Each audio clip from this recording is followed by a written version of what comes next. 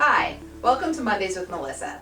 This is episode 5 in a series called Don't Let This Happen to You, and probably the most important thing that I'm going to talk about, and that's advance directives. Power of attorney, health care proxy, and living will. Power of attorney is a document where you name someone to make financial decisions for you if you can't make your own because of an accident, an incident, an injury, or an illness that causes you to become incapacitated. A healthcare proxy is a document where you name someone to make healthcare decisions for you if you become incapacitated again. And then a living will, where you state your wishes regarding end-of-life decisions and what you want and what you don't want. Now, why are these so important? These are so important because once somebody turns 18, there's no one with the legal authority to step in and handle financial affairs or make medical decisions on their behalf if something happens.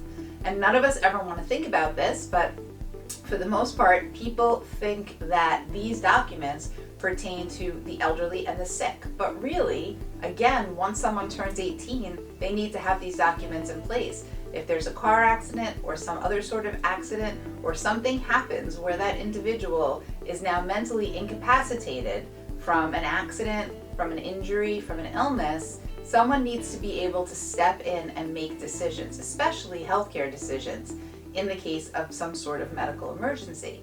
So having these documents in place is so important, and it's important for everybody, not just people who are older, not just people who are planning or people who are sick, for everybody who's 18 or older. And we have a program here at Kona Elder Law where we'll take care of those documents for your college-age children, as well as anybody else that needs them. So it's important to keep that in mind.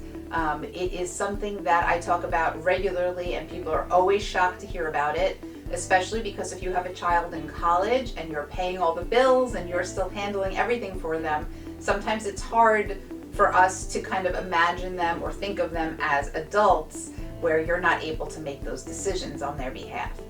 But legally, you are not really allowed to step into their shoes once they turn 18. So that's a really important piece of information to drive home and to make sure you tell your friends about it and your family members about it so that everybody is covered and everybody has a trusted person in place to help them. You can visit us at konaelderlaw.com or call us at 631-390-5000 to make your appointment to get your advance directives done. Please make sure to follow me on Instagram and on Facebook at Legally Melissa.